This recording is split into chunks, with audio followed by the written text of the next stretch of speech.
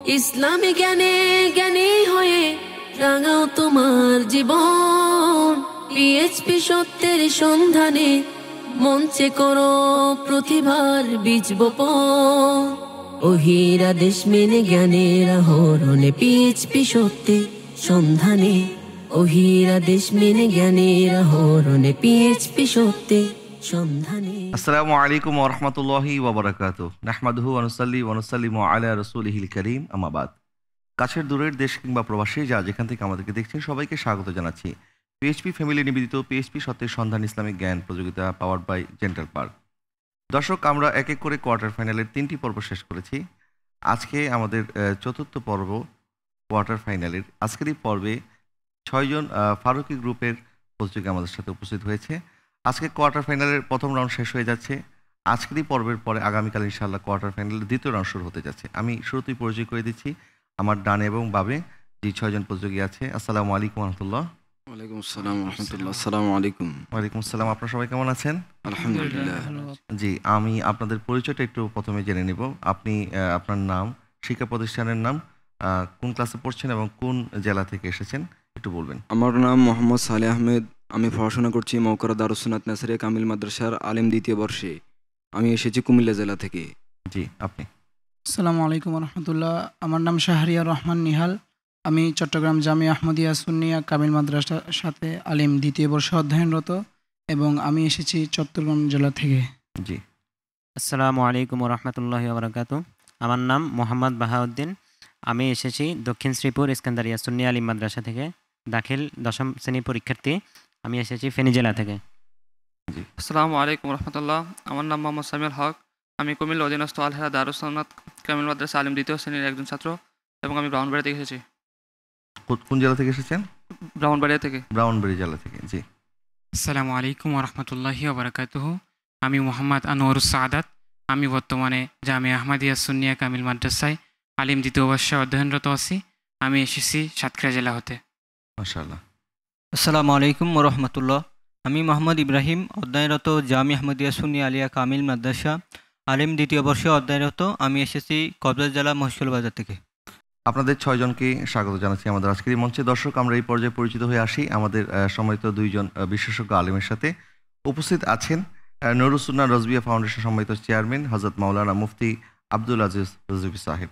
আসসালামু আলাইকুম ওয়া রাহমাতুল্লাহি ওয়া বারাকাতুহু। ওয়ালাইকুম আসসালাম ওয়া রাহমাতুল্লাহ। মোহতারাম, কেমন আছেন? আলহামদুলিল্লাহ, আপনি কেমন আছেন? জি, আলহামদুলিল্লাহ ভালো আছি। আমাদের সাথে আরো উপস্থিত আছে চাঁদবাগ জামে মসজিদ এয়ারপোর্ট ঢাকার সম্মানিত খতিব হযরত মাওলানা মুহিবুল্লাহ সিদ্দিকী আল ইয়ামেনী। আসসালামু আলাইকুম ওয়া রাহমাতুল্লাহি ওয়া বারাকাতুহু। ওয়ালাইকুম আসসালাম ওয়া রাহমাতুল্লাহ। মোহতারাম, কেমন আছেন?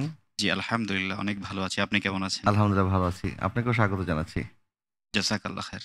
আমাদের সাথে আরো দর্শক সাহিত্য উপস্থিত আছে বিশিষ্ট নাতখা চট্টগ্রাম জামিয়া আহমদিয়া সুন্নিয়া শিক্ষার্থী মোহাম্মদ কাউসাইন কাদরি এবং আরো উপস্থিত আছে বিশিষ্ট নাতখা আবু হুরায়রা মোহাম্মদ হামিম। আপনাদের 2 জনকে স্বাগত জানাচ্ছি এবং দর্শক সাহিত্যে বসে আছেন আমাদের নির্বাচিত দর্শকবৃন্দ, আপনাদেরকেও স্বাগত জানাচ্ছি।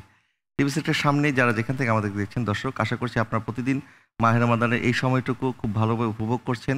আমাদের প্রতিযোগীদের এই সুন্দর পারফরমেন্স আপনাদেরকে মুগ্ধ করছে এবং তারা নতুন নতুন প্রশ্নের উত্তর দিয়ে আমাদেরকে আমাদের অজানা বিভিন্ন তথ্য আমাদেরকে জানার সুযোগ করে দিচ্ছে।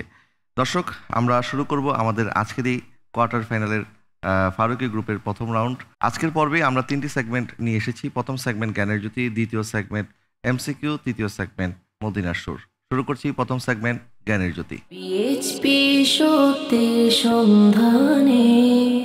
শুরু করছি জ্ঞানের জ্যোতি সেগমেন্ট। এই সেগমেন্টের নিয়ম আপনারা জানেন, তারপর আমি বলে দিচ্ছি আপনাদেরকে। 2টি করে প্রশ্ন করা হবে, প্রত্যেকটি সঠিক উত্তরের জন্য থাকবে 5 করে নাম্বার। প্রথমে আমি শুরু করছি আপনাকে দিয়ে। আপনার জন্য প্রশ্ন হচ্ছে, হযরত ওসমান রাদিয়াল্লাহু তাআলা আনহু কুরাইশ বংশের কোন গোত্রে জন্মগ্রহণ করেন? হযরত ওসমান রাদিয়াল্লাহু তাআলা আনহু কুরাইশ বংশের উমাইয়া গোত্রে জন্মগ্রহণ করেন। আপনার উত্তরটি সঠিক হয়েছে, আলহামদুলিল্লাহ। দ্বিতীয় প্রশ্ন, হযরত ওসমান রাদিয়াল্লাহু তাআলা আনহু কত বছর বয়সে ইসলাম গ্রহণ করেন? হযরত ওসমান রাদিয়াল্লাহু তাআলা আনহু 34 বছর বয়সে ইসলাম গ্রহণ করেন। এই জবাবটিও সঠিক হয়েছে, আলহামদুলিল্লাহ। চলে যাচ্ছি আমাদের দ্বিতীয় প্রতিযোগীর কাছে। আপনার জন্য প্রশ্ন হচ্ছে, হযরত ওসমান রাদিয়াল্লাহু তাআলা আনহু পুরুষদের মধ্যে কততম ইসলাম গ্রহণকারী? বিসমিল্লাহির রহমানির রহিম। ইসলামের চতুর্থ খলিফা হযরত ওসমান জুন নুরাইন রাদিয়াল্লাহু তাআলা আনহু। ইসলামের তৃতীয় খলিফা। তৃতীয় খলিফা হযরত উসমান রাদিয়াল্লাহু তাআলা আনহু চতুর্থতম ইসলাম গ্রহণকারী। চতুর্থতম ইসলাম গ্রহণকারী পুরুষদের মধ্যে। আপনার পুরুষদের উত্তরটি মধ্যে। সঠিক হয়েছে। আলহামদুলিল্লাহ। আপনার জন্য দ্বিতীয় প্রশ্ন, কোন ব্যক্তি মুসলমানদের মধ্যে সর্বপ্রথম নিজ পরিবার নিয়ে হিজরত করেন এবং কোথায় হিজরত করেন? হযরত উসমান জুন্নুরাইন রাদিয়াল্লাহু তাআলা আনহু আবিসিনিয়ায়, হযরত উসমান রাদিয়াল্লাহু তাআলা আনহু জি হাবশায় মানে আবিসিনিয়ায়, জি হাবশায় হিজরত করেন ওনার পরিবার নিয়ে। জি। ওনার পরিবারের মধ্যে কে ছিলেন? হযরত রাসূলুল্লাহ সাল্লাল্লাহু আলাইহি ইসলামের কন্যা হযরত রুকাইয়া আলাইহিস সালাম। হযরত রুকাইয়া রাদিয়াল্লাহু তাআলা আনহাকে সাথে নিয়ে, অর্থাৎ ওনার সহধর্মিণী ওনাকে সাথে নিয়ে উনি হাবশায় হিজরত করেছেন। আপনার উত্তরটি সঠিক হয়েছে। আলহামদুলিল্লাহ। চলে যাচ্ছি আমাদের তৃতীয় প্রতিযোগীর কাছে। আপনার জন্য প্রশ্ন হচ্ছে, হযরত উসমান রাদিয়াল্লাহু তাআলা আনহু প্রতি জুমাবারে বিশেষ কোন আমলটি করতেন? হযরত ওসমান রাদিয়াল্লাহু তাআলা আনহু প্রতি জুমাবারে আসরের নামাজের পর 80 বার দরুদ শরীফ পড়তেন। আপনার উত্তরটি সঠিক হয়নি। সঠিক উত্তরটি হচ্ছে হযরত উসমান রাদিয়াল্লাহু তাআলা প্রতি জুমাবারে একজন গোলাম আল্লাহর জন্য আজাদ করে দিতেন। আপনার জন্য দ্বিতীয় প্রশ্ন, ইসলামের প্রথম ফিতনা কোনটি? ইয়ামামার যুদ্ধ, অর্থাৎ মুসাইলামাতুল কাযাব ভণ্ড নবীর আবির্ভাব। ইসলামের প্রথম ফিতনা হচ্ছে মুসাইলামাতুল কাযাবের বিরুদ্ধে যুদ্ধ। আপনার এই উত্তরটি সঠিক হয়নি। হযরত হুযায়ফা রাদিয়াল্লাহু তাআলা আনহু বলেন, ইসলামের প্রথম ফিতনা হচ্ছে হযরত উসমান রাদিয়াল্লাহু তাআলা আনহুর শাহাদাত এবং শেষ ফিতনা হবে দাজ্জালের আবির্ভাব। আমি এই পর্যায়ে পরবর্তী প্রতিযোগীর কাছে যাওয়ার পূর্বে আমাদের সম্মানিত বিশেষজ্ঞ আলেম হযরত মাওলানা মুফতি আব্দুল আজিজ রজবি সাহেব, আপনার কাছে একটা বিষয় জানতে চাই যে এই যে ইসলামের প্রথম ফিতনা হিসাবে হযরত উসমান রাদিয়াল্লাহু তাআলা আনহুর শাহাদাতকে বলা হয়, এবং যুগে যুগে আমরা দেখেছি যে ফিতনা ফাসাদ এটি মুসলিম সমাজে এবং সারা পৃথিবীতে এটি ছড়িয়ে পড়েছে বিভিন্নভাবে, ব্যাপকভাবে। এই ফিতনা থেকে নিজেকে রক্ষা করার উপায় কি, এই বিষয়টা যদি একটু বলেন। নাহমাদুহু ওয়া নুসাল্লি ওয়া নুসাল্লিমু আলা হাবিবিহিল কারীম, আম্মা বাদ, ফাউযু বিল্লাহি মিনাশ শাইতানির রাজিম, বিসমিল্লাহির রহমানির রহিম। যেমনটি আপনি বলছিলেন যে গোটা মুসলিম মিল্লাতের কাছে আজকে ফিতনা ফেসাদ ভরে গেছে, আসলে বিষয়টি আমরা গভীর উদ্বেগের সাথে লক্ষ্য করছি। এটার মূল কারণ হিসেবে আমরা যেটি বুঝতে পারি সেটি হচ্ছে সমগ্র বিশ্বের মুসলমান আজ মূল মাকসুদ যেটা তাদের করণীয়, আল্লাহ এবং রসুলের প্রতি আনুগত্য, সে আনুগত্য থেকে আজ মুসলমান অনেক দূরে সরে গেছে। যার ফলশ্রুতিতে যে মুসলমানদের উপর আল্লাহ পাক সুবহানাহু ওয়া তাআলার অজস্র রহমত এবং করুণা বর্ষিত হবার কথা ছিল, তারা সেখানে আল্লাহ এবং রসুলের বিরুদ্ধে আচরণ করবার কারণে, আনুগত্য না করবার কারণে আল্লাহ এবং রসুলের দয়া থেকে তারা দূরে সরে গেছে। যার ফলশ্রুতিতে সমগ্র মুসলমানের মধ্যে ফিতনা ফেসাদ বিরাজ করছে। আমরা যদি দেখি কোরআনুল কারীম আল্লাহ পাক সুবহানাহু ওয়া তাআলা ইরশাদ করছেন যে ওয়া আতিউল্লাহা ওয়ার রাসূলা লাআল্লাকুম তুরহামুন। আল্লাহ পাক সুবহানাহু ওয়া তাআলা বলছেন যে তোমরা আল্লাহ এবং রসুলের আনুগত্য করো যাতে করে তোমাদের উপর রহমত বর্ষণ করা হয়, যাতে করে তোমরা রহমত প্রাপ্ত হও। কাজে আমরা বর্তমান যুগে সেই রহমত পাবার যে কাজ, আল্লাহ এবং রসুলের আনুগত্য, সামগ্রিকভাবে মুসলমান সেই জায়গা থেকে সরে গেছে, যার ফলে সারা পৃথিবীতে ফিতনা ফেসাদে মুসলমানরা জর্জরিত হচ্ছে। যদি আমরা বলি সেই রাস্তা থেকে কিভাবে উত্তরণের উপায়, আল্লাহ এবং রসুলের আনুগত্য। আল্লাহ এবং রসুলের আনুগত্য যদি সামগ্রিকভাবে আমরা প্রত্যেকটি মুসলমান যদি করতে পারি, তাহলে ইনশাআল্লাহ তাআলা আল্লাহর দয়া রহমত আমাদের উপর বর্ষিত হবে। আমরা যাবতীয় অনক্ষ থেকে এবং যাবতীয় খারাপ কিংবা ফিতনা ফেসাদ থেকে আল্লাহ তাআলা আমাদেরকে হেফাজত করবেন। নাম্বার 2 হচ্ছে সমগ্র বিশ্বের মুসলমানদের মধ্যে বর্তমানে যেটা সব থেকে বেশি আমরা ফিতনা ফেসাদ যেই কারণে মুসলমানদের থেকে বের হচ্ছে, সেটা হচ্ছে মুসলমানদের অনৈক্য। সারা পৃথিবীর মুসলমানের দিকে আপনি দেখুন, তাদের মধ্যে একটা অনৈক্য বিরাজ করছে, তাদের মধ্যে একরকম একরোখা একটা মনোভাব তাদের মধ্যে তৈরি হয়ে গেছে। অথচ আল্লাহ পাক সুবহানাহু ওয়া তাআলা কোরআনুল কারীমে বলছেন ওয়াতাসিমু বিহাবিলিল্লাহি জামিয়ান ওয়ালা তাফাররাকু, যে তোমরা আল্লাহ পাক সুবহানাহু ওয়া তাআলার রজ্জুকে সকলে মিলে একত্রিত হয়ে আল্লাহর রজ্জুকে শক্তভাবে আঁকড়ে ধরো। সেই একত্রিত হয়ে আল্লাহর রজ্জুকে শক্তভাবে আঁকড়ে ধরার কথা ছিল, সেই জায়গা থেকে আমরা সরে গেছি। কাজেই আমাদের এই দুইটি করণীয় যদি আমরা করতে পারি, এক তো আল্লাহর এবং রসুলের প্রতি আমাদের আনুগত্য, দ্বিতীয়ত আমাদের মধ্যে ঐক্যের বন্ধন, এই দুইটি কাজ যদি আমরা করতে পারি, ইনশাআল্লাহ তাআলা মুসলমানের মধ্যে যে ফিতনা ফেসাদ তৈরি হয়েছে সেগুলো থেকে আমরা পরিত্রাণ পাবো ইনশাআল্লাহ। ইনশাআল্লাহ। চলে যাচ্ছে আমাদের পরবর্তী প্রতিযোগীর কাছে। আপনার জন্য প্রথম প্রশ্ন, নবীজি সাল্লাল্লাহু আলাইহি ওয়াসাল্লাম কার ব্যাপারে ইরশাদ করেছেন, তোমার সাথে আমার উদাহরণ হচ্ছে মুসা আলাইহিস সালামের সাথে হারুন আলাইহিস সালামের যেরকম সম্পর্ক? বিসমিল্লাহির রহমানির রহিম। উত্তরবাজ ইসলামের চতুর্থ খলিফা হযরত আলী রাদিয়াল্লাহু তাআলা আনহু। হযরত আলী রাদিয়াল্লাহু তাআলাকে নবীজি এটি ইরশাদ করেছেন যে তোমার সাথে আমার সাদৃশ্য যেমনটি হযরত মুসার সাথে হারুন আলাইহিস সালামের। আপনার উত্তরটি সঠিক হয়েছে আলহামদুলিল্লাহ। কিন্তু এখানে একটি পার্থক্য আছে। নবীজি সাল্লাল্লাহু আলাইহি ওয়াসাল্লাম এটাও ইরশাদ করেছেন, শুধু পার্থক্য হচ্ছে আমার পরে কোনো নবী নাই। কিন্তু হযরত মুসা আলাইহিস সালামের ভাই হযরত হারুন আলাইহিস সালাম উনিও নবী ছিলেন, কিন্তু আমাদের নবী সাল্লাল্লাহু আলাইহি ওয়াসাল্লাম শেষ নবী, নবীজির পরে কোনো নবী নাই। নবীজি সাল্লাল্লাহু আলাইহি ওয়াসাল্লাম আলী রাদিয়াল্লাহু তাআলা আনহুর মাহাত্ম্য, ফজাইল, মানাকে বর্ণনা করার জন্য নবীজি হযরত আলী রাদিয়াল্লাহু তাআলা আনহুর প্রশংসা করেছেন এবং হযরত আলী রাদিয়াল্লাহু তাআলা আনহু যাকে নবীজি সাল্লাল্লাহু আলাইহি ওয়াসাল্লাম একদম ছোটবেলা থেকে, যিনি কাবা শরীফে জন্মগ্রহণ করার পরে চোখ খুলেই যিনি সর্বপ্রথম আমার নবীজির চেহারা মোবারক দেখেছেন এবং নবীজি সাল্লাল্লাহু আলাইহি ওয়াসাল্লাম ছোটবেলা থেকে যাকে লালন পালন করে আদর স্নেহ মায়া মমতা ভালোবাসার মাধ্যমে বড় করেছেন, তিনি হচ্ছেন হযরত আলী রাদিয়াল্লাহু তাআলা ইসলামের চতুর্থ খলিফা। আপনার জন্য দ্বিতীয় প্রশ্ন, হযরত আলী রাদিয়াল্লাহু তাআলা আনহুর কুনিয়াত কি ছিল?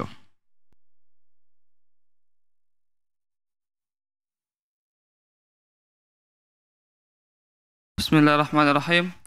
হযরত আলী রাদিয়াল্লাহু তাআলা আনহু কুনিয়াত ছিল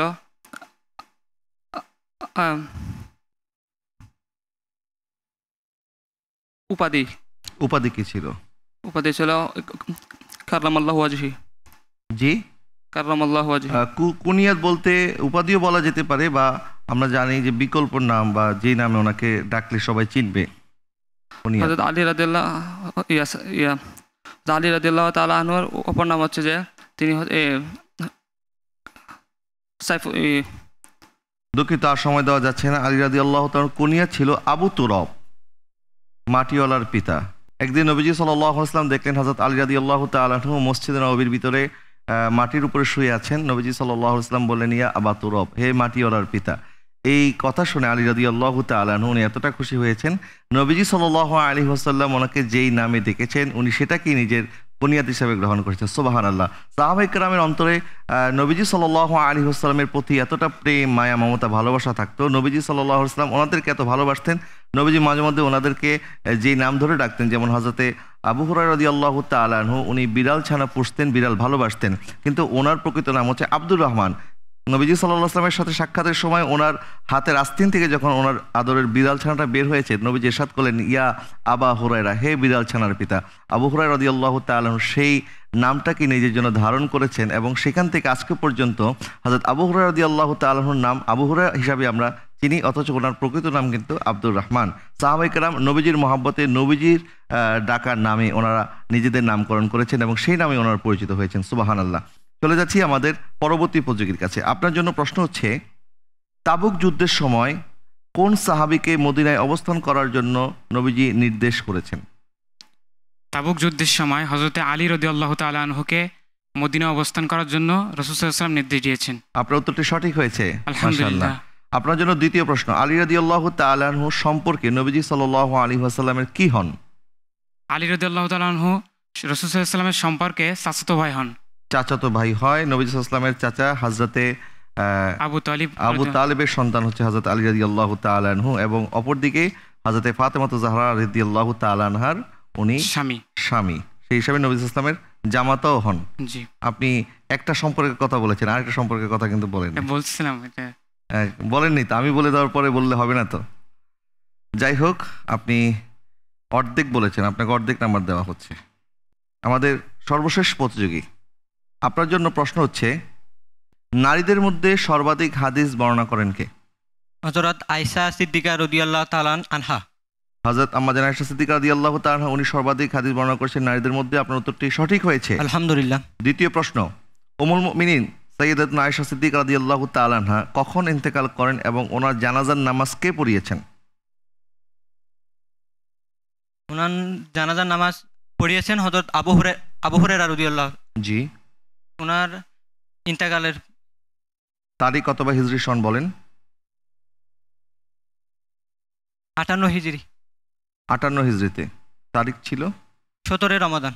17 রমাদান 58 হিজরিতে ওনার ইন্তেকাল হয়েছে 66 বছর বয়সে ওনার জানাজার নামাজ ইমামতি করেছেন হযরতে আবু হুরায়রা রাদিয়াল্লাহু তাআলা আনহু। আপনার উত্তরটি সঠিক হয়েছে। আলহামদুলিল্লাহ। দর্শক, এর সাথে শেষ করলাম আমাদের জ্ঞানের জ্যোতি সেগমেন্ট। আজকের এই প্রতিযোগিতায় আমাদের প্রতিযোগীরা প্রথম সেগমেন্টে অংশগ্রহণ করেছে। দ্বিতীয় সেগমেন্ট আমরা শুরু করব। আমাদের দ্বিতীয় সেগমেন্ট হচ্ছে এমসিকিউ সেগমেন্ট। পিএইচপি সত্যের সন্ধানে। শুরু করছি এমসিকিউ সেগমেন্ট। এমসিকিউ সেগমেন্টের নিয়মটি আপনাদের জানা আছে, তারপর আমি বলে দিচ্ছি। আপনাদেরকে 4টি অপশন বলে দেওয়া হবে প্রত্যেকটি প্রশ্নের সাথে, এবং প্রশ্নের সাথে সাথে কাউন্টডাউন শুরু হবে। 45 সেকেন্ড সময়ের মধ্যে আপনাদেরকে সঠিক উত্তরটি বাছাই করতে হবে। সঠিক উত্তরের জন্য থাকবে 5 করে নাম্বার। ঠিক আছে, ইনশাল্লাহ। দর্শক, আজকে 16ই রমাদান, আগামীকাল 17ই রমাদান। ইসলামের প্রথম যুদ্ধ বদর যুদ্ধ সংঘটিত হয়েছিল 17ই রমাদানে। আগামীকাল বদর দিবস, সেই জন্য আমরা আজকেরই আমাদের এই এমসিকিউ সেগমেন্টটি সাজিয়েছি বদর যুদ্ধ সংক্রান্ত বিভিন্ন প্রশ্নের মাধ্যমে। শুরু করছি আমাদের প্রথম প্রশ্ন আপনার জন্য। বদর যুদ্ধে শহীদদের মধ্যে কতজন মুহাজির ছিলেন এবং কতজন আনসার ছিলেন? অপশন 1 4 জন মুহাজির 5 জন আনসার। অপশন 2 6 জন মুহাজির 8 জন আনসার। অপশন 3 5 জন মুহাজির 7 জন আনসার। অপশন 4 7 জন মুহাজির 6 জন আনসার। বদর যুদ্ধে শহীদদের মধ্যে কতজন মুহাজির এবং কতজন আনসার ছিলেন? আপনার সময় চলছে।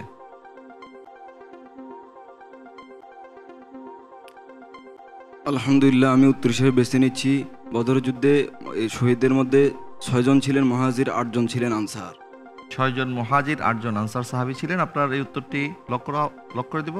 জি, টাইম আউট হয়ে গেছে। আপনি লক করেছেন 6 জন মুহাজির 8 জন আনসার। আপনার এই উত্তরটি সঠিক হয়েছে। আলহামদুলিল্লাহ। চলে যাচ্ছি দ্বিতীয় প্রতিযোগীর কাছে।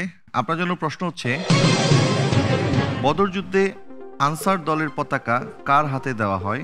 অপশন 1 সাদ ইবনে মুআজ রাদিয়াল্লাহু তাআলা আনহুর হাতে। অপশন 2 মুসআব বিন উমাইর রাদিয়াল্লাহু তাআলা আনহুর হাতে। অপশন 3 আবু উবাইদা রাদিয়াল্লাহু তাআলা আনহুর হাতে। অপশন 4 জুবাইর ইবনে আওয়াম রাদিয়াল্লাহু তাআলা আনহুর হাতে।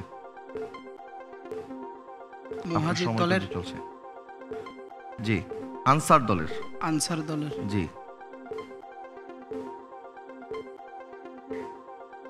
আপনার সময় চলছে। আলহামদুলিল্লাহ, আমি উত্তর হিসেবে বেছে নিচ্ছি হযরত সাদ ইবনে মুআজ রাদিয়াল্লাহু তাআলা আনহু। সাদ ইবনে মুআজ রাদিয়াল্লাহু তাআলা আনহুর হাতে। আপনি কি লক করবেন? জি, ইনশাআল্লাহ। লক করে দেওয়া হোক। সাদ ইবনে মুআজ রাদিয়াল্লাহু তাআলা আনহুর হাতে আনসার দলের পতাকা দেওয়া হয়েছিল। আপনার এই উত্তরটি সঠিক হয়েছে। আলহামদুলিল্লাহ। চলে যাচ্ছি তৃতীয় প্রতিযোগীর কাছে। আপনার জন্য প্রশ্ন হচ্ছে, কোন সাহাবী বদরের যুদ্ধে অংশগ্রহণ না করেও তার ফজিলত অর্জন করেছেন? অপশন 1 হযরত ওমর রাদিয়াল্লাহু তাআলা আনহু। অপশন 2 হযরত আব্দুল্লাহ রাদিয়াল্লাহু তাআলা আনহু। অপশন 3 হযরত ওসমান গনি রাদিয়াল্লাহু তাআলা আনহু। অপশন 4 হযরত তালহা রাদিয়াল্লাহু তাআলা আনহু। কোন সাহাবী বদরের যুদ্ধে অংশগ্রহণ না করেও তার ফজিলত অর্জন করেছেন?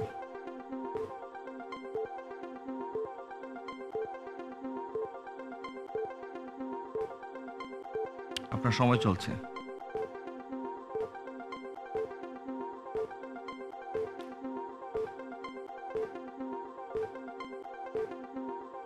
সময় একদম শেষের দিকে। এটার উত্তর হবে হযরত ওসমান রাদিয়াল্লাহু তাআলা আনহু। একদম কাটায় কাটায় আপনি উত্তর দিয়েছেন। আপনার টাইমও আউট হয়ে গেছে। ঠিক ওই সময় আপনি বলেছেন হযরত ওসমান গনি রাদিয়াল্লাহু তাআলা আনহু। আমরা লক করে দিয়েছি। আপনি একটু দেরি করে ফেলেছেন যদিও। আপনার এই উত্তরটি সঠিক হয়েছে। আপনি এত দেরি করলেন কেন? এই উত্তরটি কি জানা ছিল না আপনার? সন্দেহ ছিল। সন্দেহ ছিল। তো অন্য কার কথা মনে হচ্ছিল? ওমর রাদিয়াল্লাহু তাআলা আনহু। ওমর রাদিয়াল্লাহু তাআলা আনহু। তো ওসমান রাদিয়াল্লাহু তাআলা আনহু বদরের যুদ্ধে অংশগ্রহণ না করেও সেই বদর যুদ্ধের ফজিলত অর্জন করেছেন। সেটি কি কারণে আপনি কি জানেন? সেটি হচ্ছে ওনার স্ত্রী নবীজি সাল্লাল্লাহু আলাইহি ওয়াসাল্লামের শাহজাদি হযরত রুকাইয়া রাদিয়াল্লাহু তাআলা আনহা, উনি অসুস্থ ছিলেন। ওনার সেবা করার জন্য উনি বদরের যুদ্ধে অংশগ্রহণ করতে পারেননি, যার কারণে নবীজি সাল্লাল্লাহু আলাইহি ওয়াসাল্লাম ওনাকে সুসংবাদ দিয়েছে উনি বদরের যুদ্ধে অংশগ্রহণ করতে না পারলেও স্ত্রীর সেবা করার কারণে আল্লাহ সুবহানাহু ওয়া তাআলা ওনাকে বদর যুদ্ধের সাহাবায়ে কেরামের যে মর্যাদা, আল্লাহ পাক ওনাকেও একই মর্যাদা দান করবেন। সুবহানাল্লাহ। চলে যাচ্ছি পরবর্তী প্রতিযোগীর কাছে।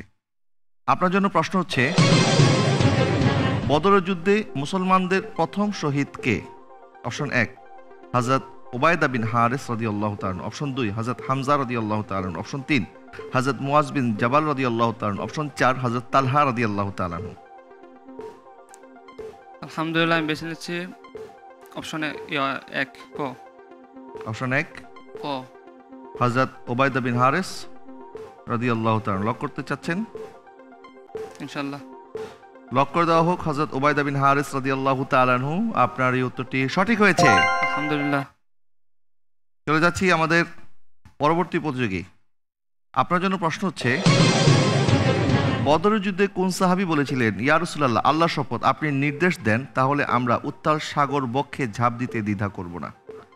অপশন 1 হযরত আবু বকর সিদ্দিক রাদিয়াল্লাহু তাআলা। অপশন 2 হযরত সাদ বিন উবাদা রাদিয়াল্লাহু তাআলা। অপশন 3 হযরত আলী রাদিয়াল্লাহু তাআলা। অপশন 4 হযরত ওমর রাদিয়াল্লাহু তাআলা। অপশনগুলো আবার বলেন। হযরত আবু বকর সিদ্দিক রাদিয়াল্লাহু তাআলা, হযরত সাদ ইবনে উবাদা রাদিয়াল্লাহু তাআলা। অপশন 3 হযরত আলী রাদিয়াল্লাহু তাআলা। অপশন 4 হযরত ওমর রাদিয়াল্লাহু তাআলা। কে এই উক্তি করেছিলেন?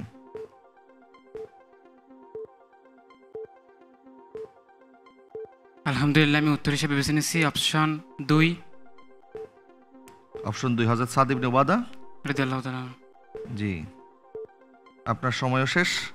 আপনি বলেছেন অপশন 2 হযরত সাদ ইবনে উবাদা রাদিয়াল্লাহু তাআলা আনহু। আপনার এই উত্তরটি সঠিক হয়েছে। আলহামদুলিল্লাহ। দর্শক, বদরের যুদ্ধ ছিল সাহাবায়ে কেরামদের জন্য একটি ঈমানের পরীক্ষা। নবীজি সাল্লাল্লাহু আলাইহি ওয়াসাল্লাম মাত্র 313 জনকে নিয়ে যখন রওনা করেছিলেন, তখন মদিনার মুনাফিকরা, ইহুদিরা এইগুলি নিয়ে অট্টহাসিতে ফেটে পড়েছিল যে যাদের কোনো ঢাল নেই, তলোয়ার নেই, তারা চলে যাচ্ছে কুরাইশদের মতো একটা শক্তিশালী বাহিনী যেখানে 1000 জন বিশাল বাহিনীকে মোকাবেলা করবে, মাত্র 313 জন। কিন্তু সাহাবায়ে কেরামের অন্তরে নবী প্রেমের এত আগুন জ্বলছিল, এমন বারুদ জ্বলছিল, তিনারা নবীজি সাল্লাল্লাহু আলাইহি ওয়াসাল্লামকে বারবার এইভাবে নবীজিকে বলছিলেন, ইয়া রাসূলুল্লাহ, আমরা আপনার জন্য প্রয়োজনে সাগরে ঝাঁপ দিতে রাজি আছি, আপনার জন্য পাহাড়ের চূড়ায় চলে যেতে রাজি আছি, আমাদের রক্তবিন্দু যতদিন সচল থাকবে আমরা আপনার জন্য আমাদের জীবন কোরবান, আমাদের মা বাবা কোরবান। সুবহানাল্লাহ। নবীজি সাল্লাল্লাহু আলাইহি ওয়াসাল্লাম সাহাবায়ে কেরামকে নিয়ে যখন বদরের ময়দানে উপস্থিত হয়েছেন, নবীজি আল্লাহর দরবারে দোয়া করেছেন, আল্লাহুম্মা ইন তুখলিক হাযিল আসাবাতা লাম তু'বাদ ফিল আরদি আবাদা। আল্লাহ, আজকে যদি আমার এই 313 জন শাহাদাত বরণ করে তাহলে তোমার জমিনে তোমাকে সেজদা দেওয়ার মতো আর কেউ থাকবে না। আল্লাহ সুবহানাহু ওয়া তাআলা ইরশাদ করেছেন, ওয়ালাকাদ নাসারাকুমুল্লাহু বিবাদরিন ওয়া আনতুম আযিল্লা। বদরের ময়দানে আপনারা ছিলেন দুর্বল, আমি আল্লাহ সুবহানাহু ওয়া তাআলা আপনাদেরকে সাহায্য করেছি। নবীজি সাল্লাল্লাহু আলাইহি ওয়াসাল্লামের সাহাবায়ে কেরামকে সাহায্য করার জন্য আল্লাহ আসমান থেকে 5000 ফেরেশতা নাজিল করেছিলেন এবং আল্লাহ পাক ইসলামের এই মহান বিজয় দান করেছিলেন এই বদরের যুদ্ধের মাধ্যমে। এই বদরের যুদ্ধে মুসলমানদের এই জয় লাভ করার এই ঘটনাটি গোটা পৃথিবীর মধ্যে আলোড়ন সৃষ্টি করেছে এবং ইসলামের এই বিজয়কে আল্লাহ সুবহানাহু ওয়া তাআলা এত সহজ করে দিলেন, যার কারণে পরবর্তী যেই পরীক্ষাগুলি ছিল মুসলমানদের জন্য, সেই পরীক্ষাগুলিতে উত্তীর্ণ হওয়া মুসলমানদের জন্য সহজ হয়ে গিয়েছিল। সুবহানাল্লাহ। আর সেটি হয়েছিল কেবলমাত্র সাহাবায়ে কেরামের ঈমানের পরীক্ষায় উত্তীর্ণ হওয়ার কারণে, ওনাদের নবী প্রেমের কারণে, নবীজি সাল্লাল্লাহু আলাইহি ওয়াসাল্লামের প্রতি ওনাদের জান মাল সমস্ত কিছু কোরবান করে দেওয়ার কারণে আল্লাহ পাক ওনাদেরকে সাহায্য করেছেন। সুবহানাল্লাহ। চলে যাচ্ছি আমাদের সর্বশেষ প্রতিযোগীর কাছে। আপনার জন্য প্রশ্ন হচ্ছে, বদর যুদ্ধের পর বন্দীদের সাথে কি করা হয়েছিল? অপশন 1 তাদেরকে হত্যা করা হয়েছিল। অপশন 2 মুক্তিপণ আদায় করে ছেড়ে দেওয়া হয়েছিল।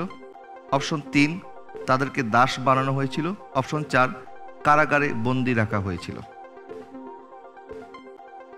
অপশনগুলো আবার একটু 1 নাম্বার তাদেরকে হত্যা করা হয়েছিল, 2 নাম্বার মুক্তিপণ আদায় করে ছেড়ে দেওয়া হয়েছিল, 3 নাম্বার দাস বানানো হয়েছিল, 4 নাম্বার কারাগারে বন্দী রাখা হয়েছিল। আলহামদুলিল্লাহ আমি আল্লাহর উপর ভরসা করে উত্তর হিসেবে বেছে নিচ্ছি অপশন 2। অপশন 2 মুক্তিপণ আদায় করে ওনাদেরকে ছেড়ে দেওয়া হয়েছিল। লক করে দেব? ইনশাআল্লাহ। লক করে দেওয়া হোক। অপশন 2 মুক্তিপণ আদায় করে ছেড়ে দেওয়া হয়েছিল। আপনার এই উত্তরটি সঠিক হয়েছে। আলহামদুলিল্লাহ। দর্শক, আর এরই মাধ্যমে আমরা জানতে পারলাম নবীজি সাল্লাল্লাহু আলাইহি ওয়াসাল্লামের যে মহানুভবতা, নবীজি সাল্লাল্লাহু আলাইহি ওয়াসাল্লাম যুদ্ধবন্দীদের সাথে কেমন আচরণ করেছেন তার ব্যাখ্যা যদি আমরা একটু করি, তাহলে আমরা দেখব যখন বদরের যুদ্ধে 70 জন বন্দীকে আটক করা হয়েছিল, সাহাবায়ে কেরামের মধ্যে অনেকে বলেছিলেন, ইয়া রাসূলুল্লাহ, তাদেরকে হত্যা করা হোক, কারণ তারা আমাদেরকে হত্যা করার জন্য এসেছিল, তারা যদি সুযোগ পেত আমাদেরকে তারা হত্যা করে ফেলতো। সুতরাং যুদ্ধবন্দী হিসেবে তাদেরকে হত্যা করা এটা মুসলমানদের জন্য বৈধ ছিল। কিন্তু নবীজি সাল্লাল্লাহু আলাইহি ওয়াসাল্লামের অন্তরটি এতই নরম ছিল, রহমতে ভরপুর ছিল, যিনি হচ্ছেন রউফ এবং রহিম, তিনি বলছেন যে না, আমরা তাদের সাথে এই কঠোরতা করব না, বরং আমরা মুক্তিপণ আদায়ের মাধ্যমে তাদেরকে ছেড়ে দেব। এমনকি নবীজি সাল্লাল্লাহু আলাইহি ওয়াসাল্লাম একবার মসজিদ নববীর মধ্যে যখন পায়চারি করছেন, সাহাবায়ে কেরাম নবীজির পেরেশানি দেখে জিজ্ঞেস করলেন, ইয়া রাসূলুল্লাহ, হুজুর, আপনার চেহারা মোবারক এত পেরেশান কেন? আমরা তো বিজয় লাভ করেছি। নবীজি সাল্লাল্লাহু আলাইহি ওয়াসাল্লাম ইরশাদ করলেন, কারণ আমি দেখেছি তোমরা বন্দীদের সাথে কেমন আচরণ করছো, তাদের হাতগুলিকে তোমরা শক্তভাবে বেঁধে রেখেছো, তাদের কষ্ট আমাকে কষ্ট দিচ্ছে। এই কথা বলে সাহাবায়ে কেরামকে নবীজি বললেন, তাদের হাতের বাঁধনগুলি তোমরা একটু হালকা করে দাও। এবং নবীজি সাল্লাল্লাহু আলাইহি ওয়াসাল্লাম এটাও ইরশাদ করলেন, যারা মুক্তিপণ আদায় করতে পারবে না তাদেরকে বলো মদিনার ছোট ছোট বালক বালিকাদেরকে তারা যেন শিখায়। তারা যদি 10 জন বালক বালিকাকে শিখাতে পারে তাহলে এর বিনিময়ে তাদেরকে মুক্ত করে দেওয়া হবে। সুবহানাল্লাহ। নবীজি সাল্লাল্লাহু আলাইহি ওয়াসাল্লাম কেমন রহমত ছিলেন, যার ব্যাপারে আল্লাহ পাক ইরশাদ করেছেন, ওয়ামা আরসালনাকা ইল্লা রাহমাতাল লিল আলামিন। সুবহানাল্লাহ। দর্শক, আর আমরা আমাদের এই প্রশ্নের মাধ্যমেই আমাদের এমসিকিউ সেগমেন্টটি শেষ করলাম। আমরা পরবর্তী সেগমেন্টে যাওয়ার আগে আমাদের সম্মানিত অতিথি জনাব হযরত মাওলানা মুহিবুল্লাহ সিদ্দিকী আল ইয়ামানী সাহেব, আমি একটু আপনার কাছে আসতে চাচ্ছি। প্রথমে আপনি বলবেন আমাদের এই প্রতিযোগিতা কেমন লাগছে, পাশাপাশি আপনি আরব দেশে অনেক বছর পড়াশোনা করেছেন এবং আরবের ইসলাম চর্চা এবং বাংলাদেশের মুসলমানদের ইসলাম চর্চার মধ্যে আপনি কোনো ব্যবধান দেখতে পান কিনা, বা এদেশের মুসলমানরা কিভাবে ইসলাম চর্চা করলে আল্লাহ পাকের নৈকট্য অর্জন করতে পারবে, এই বিষয়টা যদি একটু বলেন। আলহামদুলিল্লাহ, সকলকে শুভেচ্ছা জানাচ্ছি। আপনারা যারা এখানে আয়োজক পাশাপাশি প্রতিযোগী হিসাবে রয়েছেন, আসলে আমি একদিক দিয়ে আনন্দিত, অভিভূত, আরেক দিক দিয়ে আমি আশান্বিত আমাদের এই প্রোগ্রাম দেখে।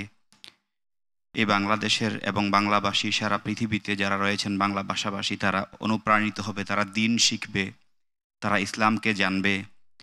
বিশেষ করে এখান থেকে আবাল বৃদ্ধ বনিতা সকলেই ফায়দা হাসিল করতে পারবে। আমাদের হয় কি, বিভিন্ন টেলিভিশনের প্রোগ্রামগুলা প্রত্যেকটা অনুষ্ঠান এক একটা সমাজের জন্য।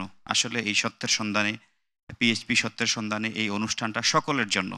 এটা হতে পারে একেবারে রুরাল এরিয়া, গ্রামে যারা বাস করে তারাও এখান থেকে অনেক কিছু শিখতে পারবে, যারা বিদেশে রয়েছে তারাও শিখতে পারবে। এবং আমরা বিশ্বাস করি দেশ বিদেশের সকলে এই অনুষ্ঠান থেকে ইসলামের প্রকৃত শাশ্বত বাণী তারা গ্রহণ করছে। এবং এই প্রোগ্রামের প্রত্যেক বছরের ধারাবাহিকতা কামনা করছি। আল্লাহ রাব্বুল আলামিন প্রিয় নবী রহমাতুল্লিল আলামিনের উসিলায় এই প্রোগ্রামকে কবুল করবেন, পাশাপাশি প্রত্যেকটি বছর এর ধারাবাহিকতা রক্ষা করবেন, সেই আশা ব্যক্ত করছি। দ্বিতীয়ত, আপনি আমাকে প্রশ্ন করেছেন আমি আরব দেশের একটা অভিজ্ঞতা শেয়ার করবার জন্য। দেখুন, আমি মিশর হয়ে আমি আরব রাষ্ট্র ইয়েমেনে ছিলাম, অনেক দিন ছিলাম সেখানে, পড়াশোনা করেছি 3 বছর প্লাস।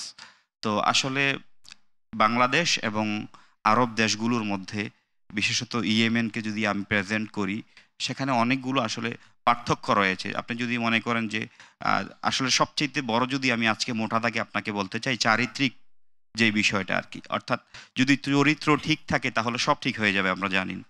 তো বিশেষ করে আমি আজকে আপনার কাছে একটা পয়েন্ট উল্লেখ করতে চাই, সেটা হচ্ছে বাংলাদেশে এসে আমি যেটা খুব বেশি মাইনাস পয়েন্ট হিসাবে দেখছি, সেটা হচ্ছে আসলে আমাদের মুসলমানদের মধ্যে হুসনুজ্জন বিল্লাহ ওয়া হুসনুজ্জন বি ইবাদিল্লাহ এটা নাই। অর্থাৎ নবী সাল্লাল্লাহু আলাইহি সাল্লাম ইরশাদ করেন, বিশেষ করে ইমাম আহমদ আলাইহিমুসসালাম রাদিয়াল্লাহু তাআলা আনহু, তিনি তার কিতাবের মধ্যে এই হাদিসটি উল্লেখ করেছেন, হুসনুজ্জন বিল্লাহি তাআলা মিন হুসনুল ইবাদাহ।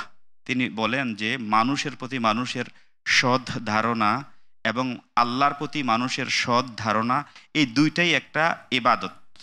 তো আপনি বাংলাদেশের মধ্যে আপনি এটার একেবারেই ছিটে ফোটো আপনি দেখবেন না। আমরা একটা মানুষকে নিয়ে যখন অ্যানালাইসিস করি, মানে আমি শুনে আমি বলে ফেলছি, অথচ আমি একটা মন্তব্য করার আগে আমার জানা উচিত, কারণ আমার এই মন্তব্যটার কারণে আমাকে হাসরের ময়দানে জিজ্ঞাসিত করা হবে।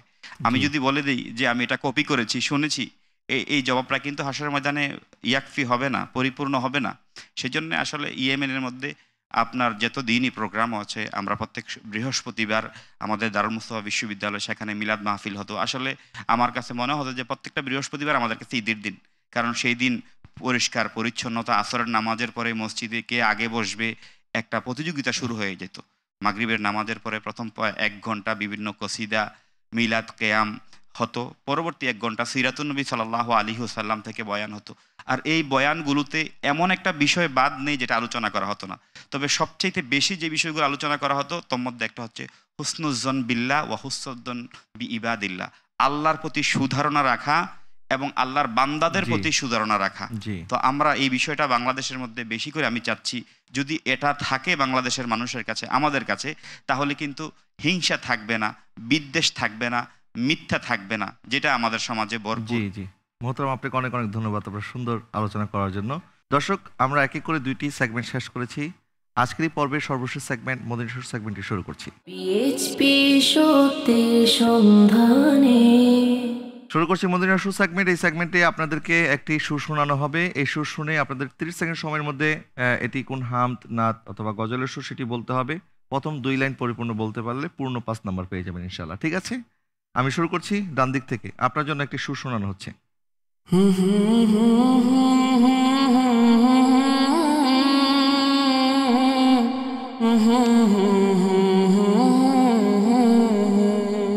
জি বলুন।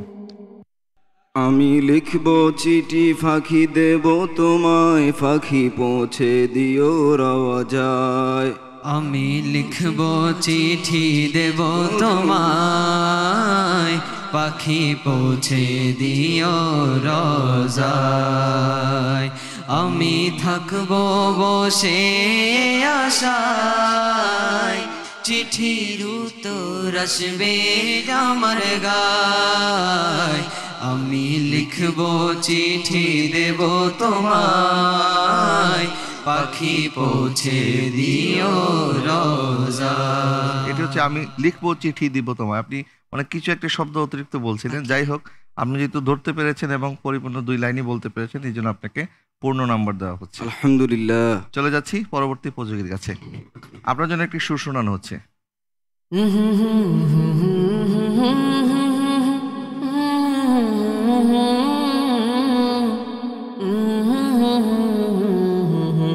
জি বলুন।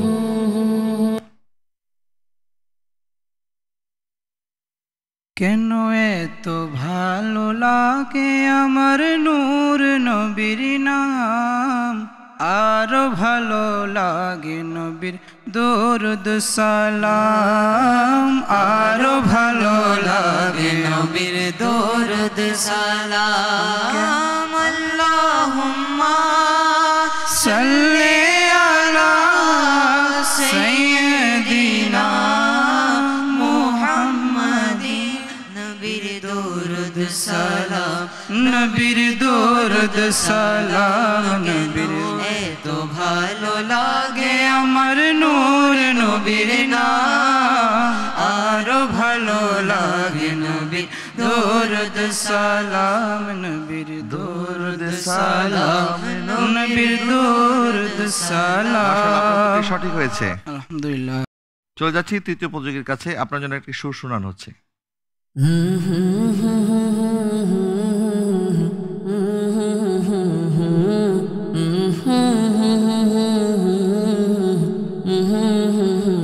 জি বলুন। वो जिसके लिए महफिल कौनैन सजी है, फिरदौस बरी जिसके वसीले से बनी है। वो जिसके लिए महफिल कौनैन सजी है, फिरदौस बरी जिसके वसीले से बनी है। वो हाशमी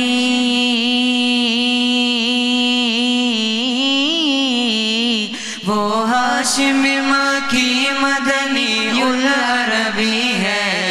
वो मेरा नबी मेरा नबी मेरा नबी है। वो मेरा नबी मेरा नबी मेरा नबी है।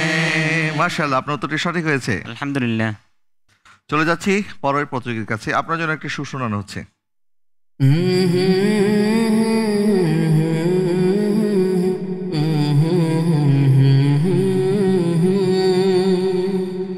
জি বলুন।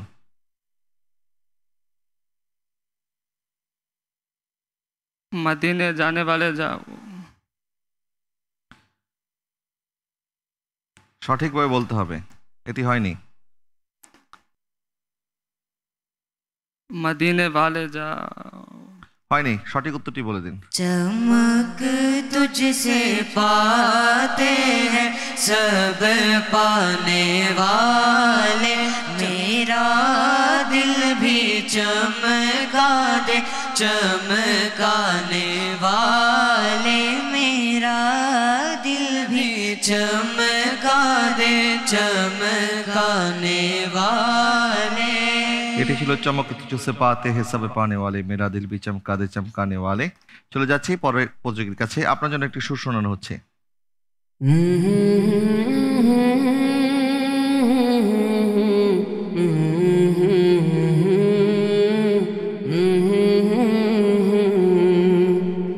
জি বলুন।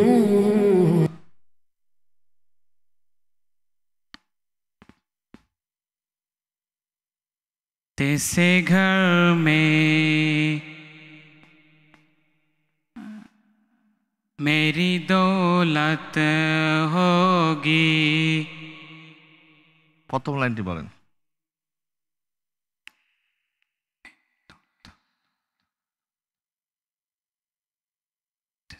সময় শেষ।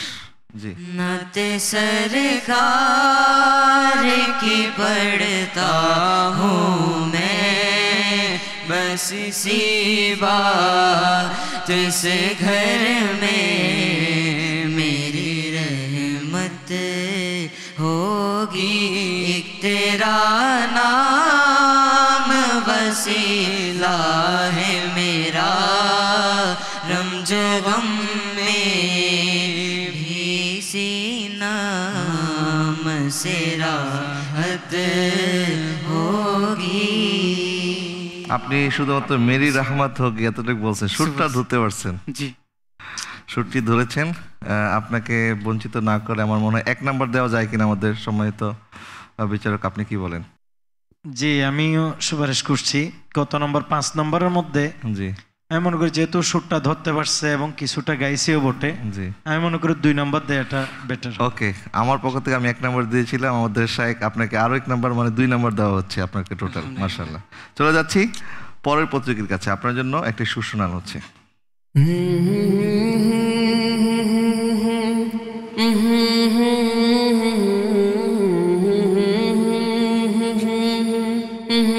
জি বলুন।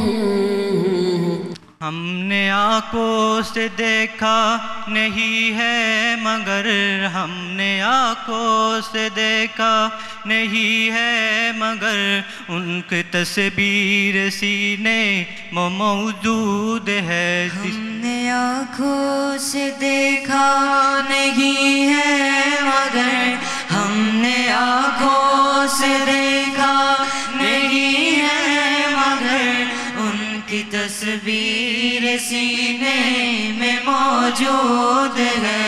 जिसने लाकर कलामे इलाही दिया, जिसने लाकर कलामे इलाही दिया, वो मोहम्मद मदीने में मौजूद है। वो मोहम्मद मदीने में मौजूद है। মাশাআল্লাহ, আপনার তো এটি সঠিক হয়েছে। अल्हम्दुलिल्लाह।